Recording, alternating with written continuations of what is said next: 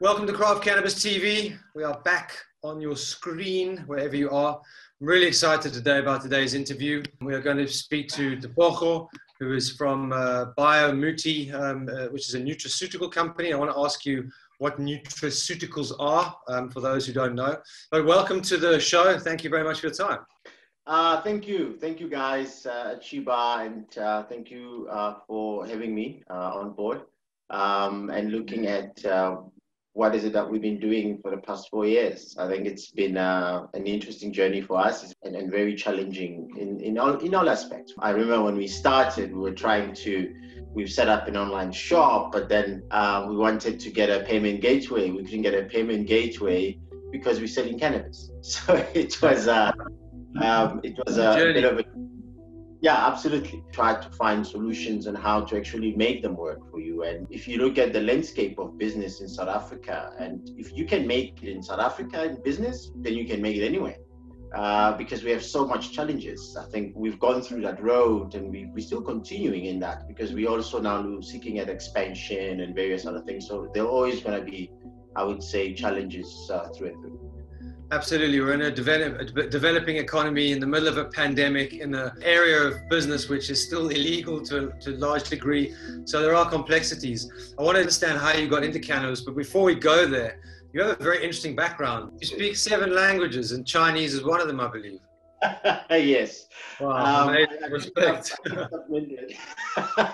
I picked up Mandarin when I was spending time in China with the payment gateway system. And my Chinese right now, I would say it's Indian, but I still throw few words and stuff like that. We do still have suppliers in China, so it's kind of good because you can still have a conversation with people, and actually they like the fact that you speak their language. Wow. So came back to South Africa from all my endeavors around the world and wanted to create something here at home. But my goal out there was to learn. And we did that, and I came back and started Biomuti. And the main thing behind it was to create a product that it can be used as a medicine or alternative medicine for that matter. And I think what that name Biomuti, that's exactly what it means. Marrying biotechnology and muti, which is medicine in isiZulu.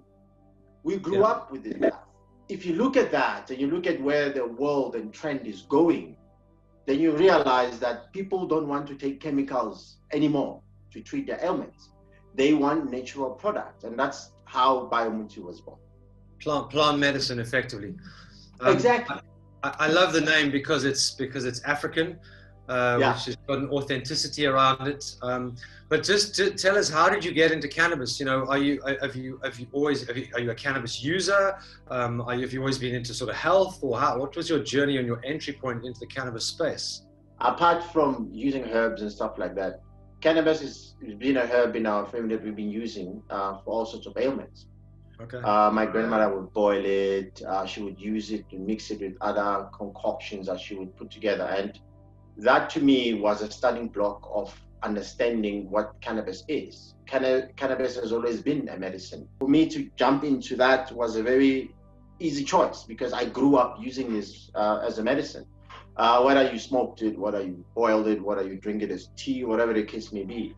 In coming up with Biomuti, it was natural for me to look at cannabis as our foundation, because the way cannabis works in your system is different from any other. So for us as Biomuti, cannabis is our foundation. So everything else gets laid on top with all the other stuff. So for example, say I have arthritis and it's really bad on my fingers and my joints. I give you CBD, it does help somewhat. But if you add active ingredients of, say, turmeric, then you have much more effective way to relieve that inflammation naturally without any side effects. And if you combine those two things that you find that you think they're foreign, you put them together, boom, you got yourself a super anti-inflammatory treatment program. And it's interesting you say that because, you know, in some of the courses that we run, we have a section on the history of cannabis in Africa. And we talk about the fact that, you know, cannabis has been used as a medicine for centuries, you know, in tea, you know, in all kinds of different forms. When you were growing up, was there the stigma? So, I mean, if you were given cannabis tea, was it kind of a bit naughty to have? What was the kind of atmosphere around the cannabis space? The association of guys smoking weed in a corner, and of course you drink it as tea, one would have seen that as a two separate thing, but it's pretty much the same thing if you think about it. You still get the same active ingredients, it's how you deliver them into your system. Because of the really good propaganda by the apartheid government in making sure that cannabis is seen as a pariah than anything else, it worked. Yeah, and I hear you. I mean, it's quite sick, actually, if you actually think about it. I mean, the more we all get into the cannabis space and plant medicine, you know, whether it's psilocybin as well, and we realize how powerful these plants are, and the fact that they've been illegal for so long is a travesty. I want to talk about the cannabis industry in South Africa. So at the moment, and I've had these conversations before, and some people are uncomfortable about having them. I know you aren't. Why are there not more black people in the cannabis space at the moment? Where are the black people in cannabis space are based in farming, a lot of it in farming. And in a rural KZN, in a rural Eastern Cape, you still have a majority of the farmers that are farming undercover. Prohibition Partners came up with research that they've done that there's almost 1 million farmers in the country that are farming cannabis. Yeah. It puts South Africa as the third largest cannabis producer in the world. So there are black people that are in the business. The question is, how do we access them to come out of the you know, where they are to the front, where people can see what they do and be proud of what they do. And this is one of the things that Biomuti is doing. We're not in a business of growing. We're in a business of processing and manufacturing. Guys have been farming for generations and generations. Why do we need to reinvent the wheel? Why don't we then just, you know, employ their services and let them farm, do what they do best? You gotta look at it from a South African perspective. Sure. How do these people that have been farming for generations incorporate them into this plant crop that we now talk about, that we want to take it to market and be competitive and be good at it? Yeah, the farms and to a large degree, a lot of these farmers are laborers, so there is a lot of involvement in that. But the business of cannabis, there are very few black-owned businesses. When I went to the Cannabis Expo, there were very few black stall owners and there were very few black people participating. And I'm trying to understand, being in cannabis, what are the barriers to entry? If you look at across all industries in this country, they're all predominantly white. So it's not going to be a surprise that you'd find a sunrise industry like cannabis that's supposed to actually alleviate these poverties where this crop is coming from, that you'd find that the tail end is white. If you look at pharmaceutical companies, how many are black? If you look at manufacturing, how many are black? You know, you can look at across all industries and you still want to find tiny bit of black participation, purely because of exposure, lack of experience in that specific field, so that there's a limitation in terms of what is out there and you know, what people are exposed to, because you can only do what you know. It will take time, but I think we have to encourage that process. We do have people that we help, black people that come and say, I like what you guys are doing, I would like to participate. The question would be where you are at, how can we help? You know, so I think that's the drive we could only hope to push and foster within the industry that we are in. Yeah. And what about the stigmas around cannabis? Do you feel that those are changing at enough pace? Do you think people are starting to become more open to cannabis not being the devil's weed, and there's a change in people's perception? Do you think that's happening fast enough? Fast enough, no, but change, yes. In little you know, micro changes that are taking place. For example, people involved in this business to say to the president, hey, you know, here we are, all of us, the farmers, the cultivators, the extractors, we're all coming together in the name of trying to make sure that we gotta come together to be able to achieve this. And I think where we are at as a business is more or less that what we're trying to achieve, and make sure that people are out there, they know what we are doing. The Cannabis Trade Association is known, the Federation in terms of the coming together of everyone else involved in the business, the unified voice behind the legalization properly of this plant. I think you're 100% right. And one of the challenges we have is that in order for this industry to realize its true potential, we need to collaborate, we need to work together, we need to share knowledge. You know, as Africans, we traditionally can often operate in silos where we're in it for ourselves and we don't think of the long game. But there's huge potential for cannabis, not just domestically, but from an export perspective. I had a really interesting question last night. I was on the Hotbox show. They asked me a question, so I'm going to ask you the same question. Do you think that South African cannabis is in danger of being colonized?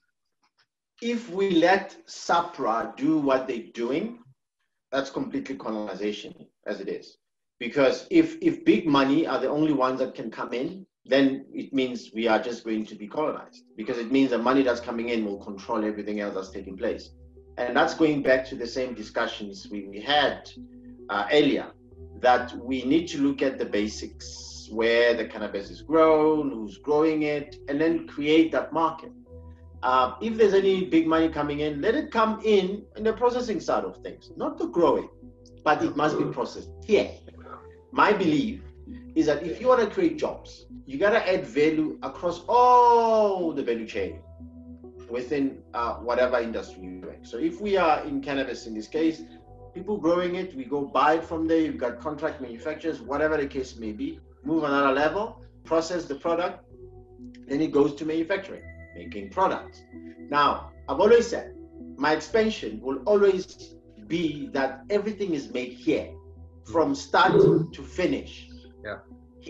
So that we get the maximum benefit of job creation. So if we're going to create this business as inclusive and growing, we need to then think like that, creating, making sure that we add value at each and every point. Before it leaves the country as a finished product, it leaves there finished, done. Then we take it to all the countries that it needs to go. Yeah. Yeah, and I think you're right. You know, we do need big money and we do need big business, because setting up facilities is very expensive, but not at the expense of the small guy as well. We have to have an industry that caters for both levels, in my opinion. What would be the ideal model for you? And I know this is quite a complex question, so I'm not expecting to get the micro details, but what kind of model do you think we need? How do we find a balance between making sure that it's not over-regulated, but we are protecting the consumer, and it's open enough that the guy growing in his backyard in Khayelitsha or the Eastern Cape farmers can also be part of this mix? What are your thoughts on a model that might work for that? There's a model for tobacco.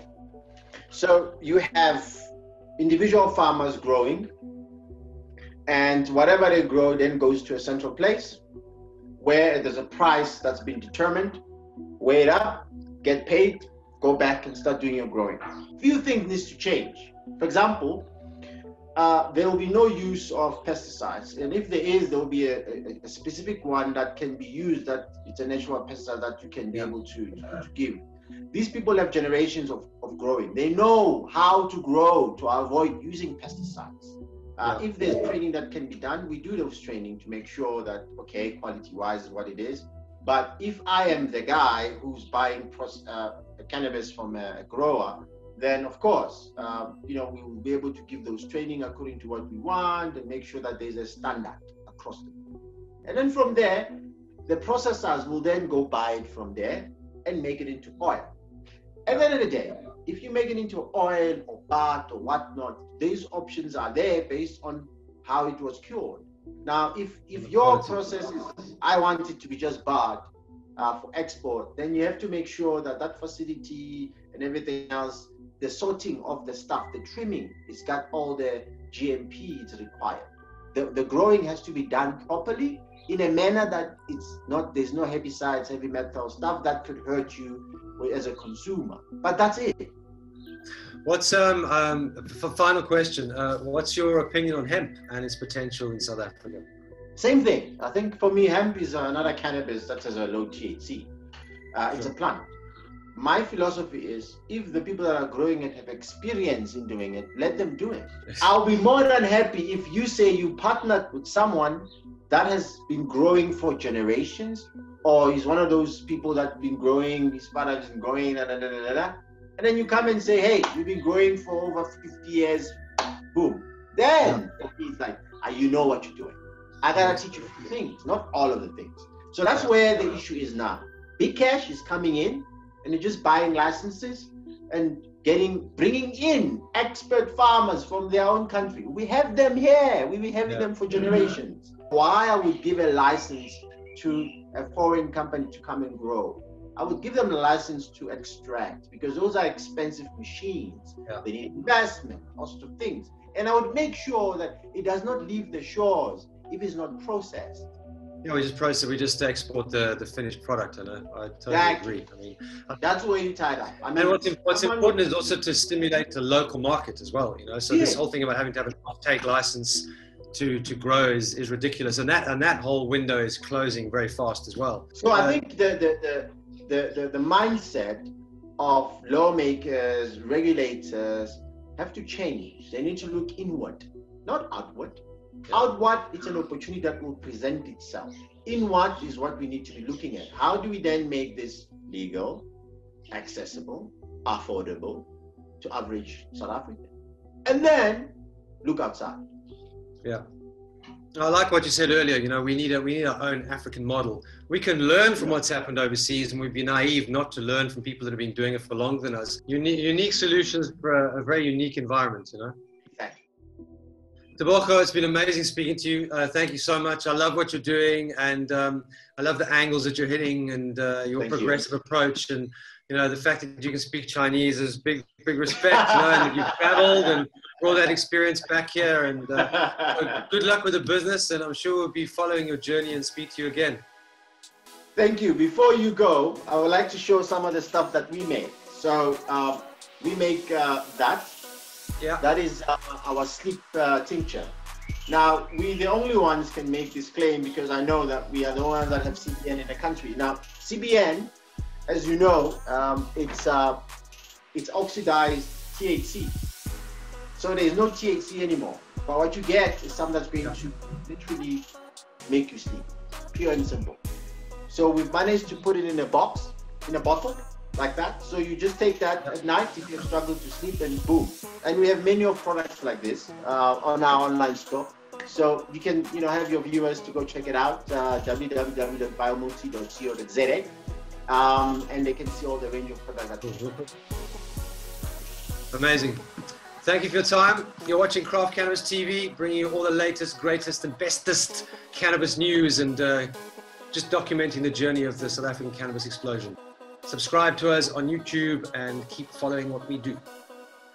Amazing, dude. Great conversation. Thank you.